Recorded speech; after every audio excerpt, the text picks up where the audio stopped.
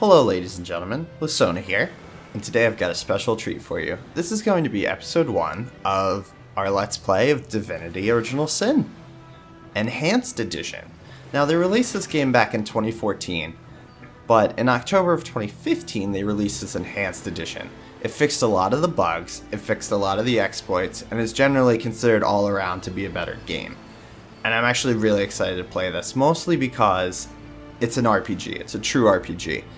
In Tomb Raider, you can't make Lara anyone other than Lara. But here, we've got a lot of options, so let's just hop right in.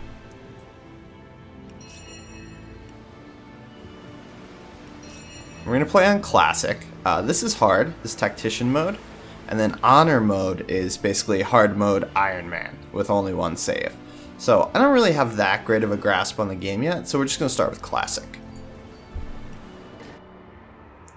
Alright, here we are.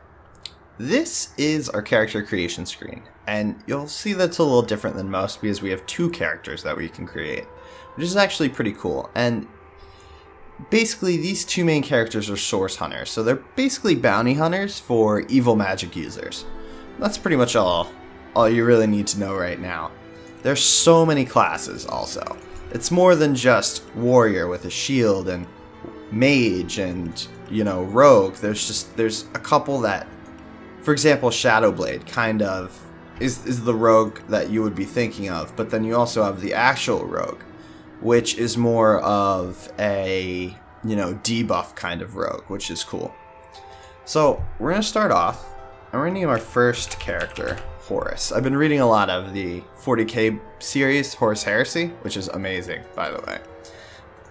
And we're going to make him a knight, and we're going to customize him. I'm going to leave these attributes the way they are.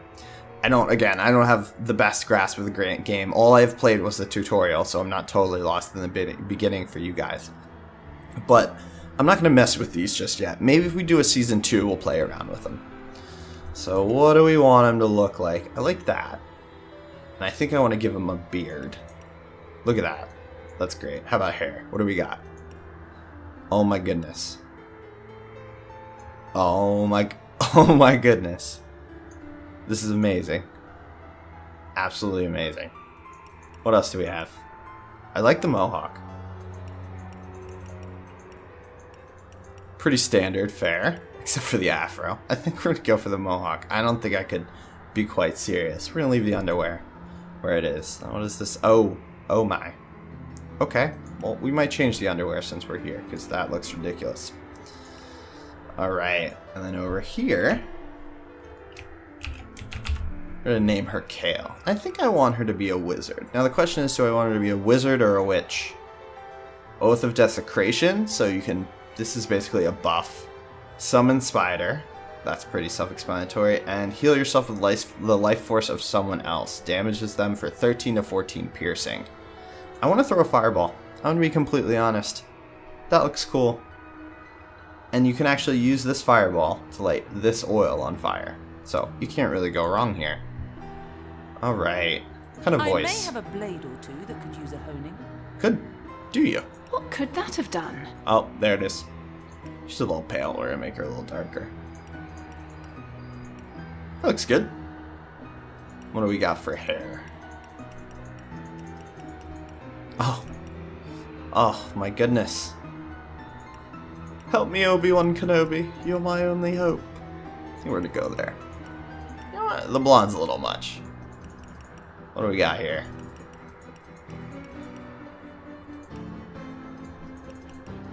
Dun dun dun dun dun dun. The music is great, by the way. Oh, looks good. And we might as well check. Oh no. Unacceptable. Alright guys, let's hop right in, shall we? Oh, I'm very certain I am done with character creation. In the days of old, the sorcerers of Riverlong cured the sick and healed the wounded through a great power called Source. But a terrible darkness invaded the land, and Source was forever tainted. The sorcerers who once healed now only destroy, and madness has overtaken them. A few brave Source hunters are all that stand between Riverlon and the dark power that threatens to destroy it. Wherever Source appears, hunters follow.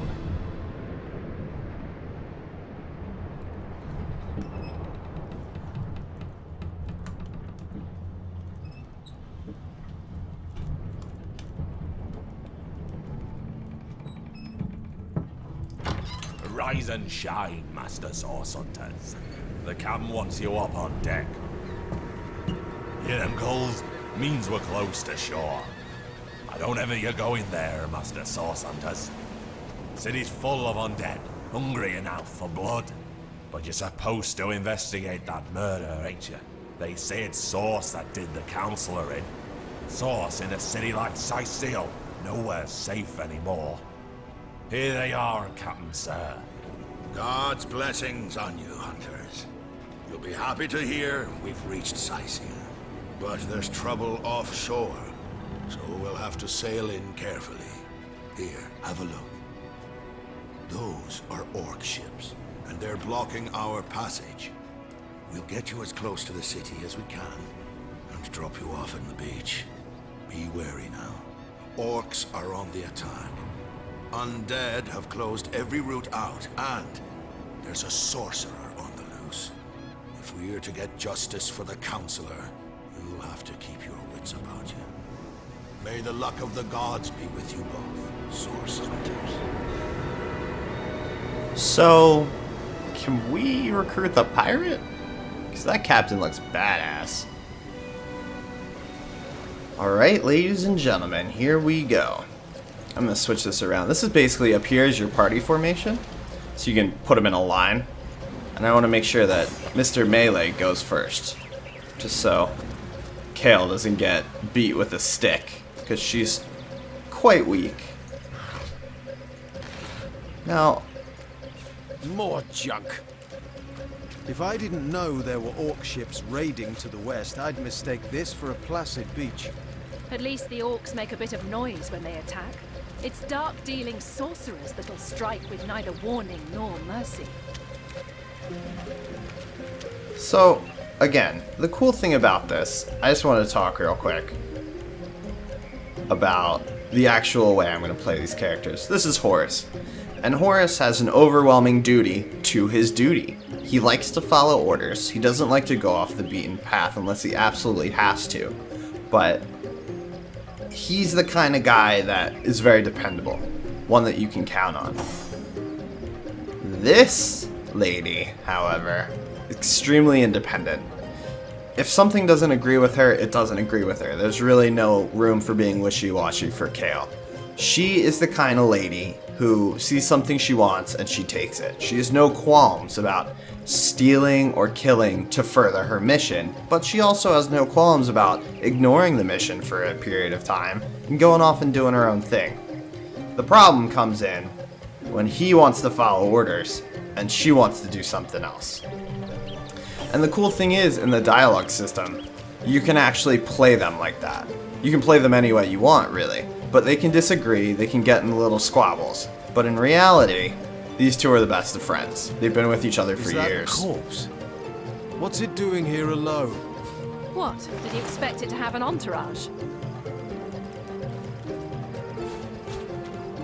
Now, there is a lot of reading in this game, so I'm going to warn you guys right now. Rejoice, for the statues have granted my wish. Their whimsical nature, however, must not be taken lightly. So before I soar through the sky like an eagle, I shall attempt a mere hop from the cliffs down at the beach. This should be a small feat for the man that can fly. If this experiment is successful, then the sun shall be my next target. So, looks like this guy jumped off the cliff. Here, and here, those exclamation points mean we can have a conversation. Can you believe this? The man jumped off a cliff at the behest of some statues of all things. Now, like I said, pure madness. How could someone be so utterly naive? That's not really Horus's style. He's more of a faith-based man, whereas Kael, she believes in the logic of the situation. So this is something Horus might say. Well, great deeds require the occasional leap of faith. I myself might have done the same. And end up a stiff tangle of limbs on a forgotten beach? I prefer a measured step to a flailing leap, thanks. There you go. So Kael just got basically an increase to pragmatism, and Horus got one to romantic. So if you keep choosing responses that kind of, a pan, that fit those individual things, you can actually get traits that will change the way your character behaves. Let's see what's up here. Source hunters, how did they find us? Take the stone to the temple. These whelps will be easy to crush. As you say, Madam Conduit. Oh, come on, fight me. I will end you. Arise, fair dead. Seize upon our enemies.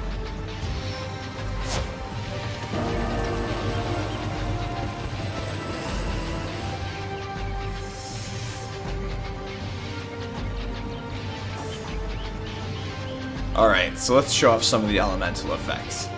Now, for spells, Kael basically has a flare, which is just a flaming bolt, Midnight Oil, which creates an oil surface, and Boulder Bash, which basically throws a giant ball out of the sky and creates an oil bash under it.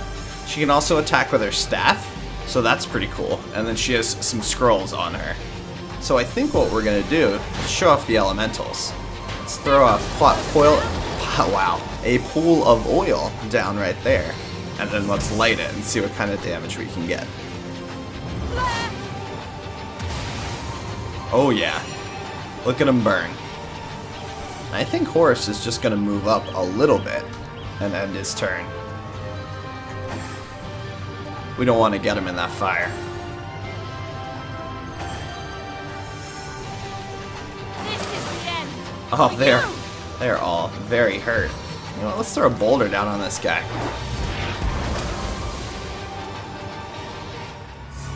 Their leader said something about escaping with a stone.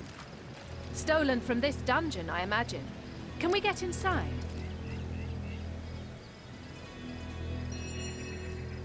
Alright, see? So we got the exclamation Those points. thieves were more than petty criminals. Their leader gave life to the dead. What stone could they have been so keen on taking? So for here, for Kael, we can basically say, our orders say, which is not her at all. She can't turn away from such, a powerful show of magic. She wants to know what they're up to. We can't well turn away from such an odious show of source.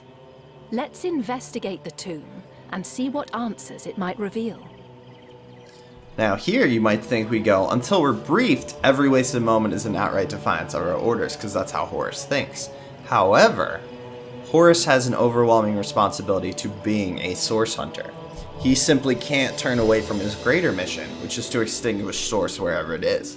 So for that, he would definitely go with this response. Indeed.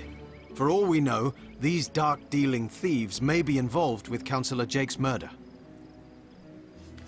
And we both just got the independent trait. So they came out of here, so let's check this out. There's probably wolves. There's always wolves. Target acquired.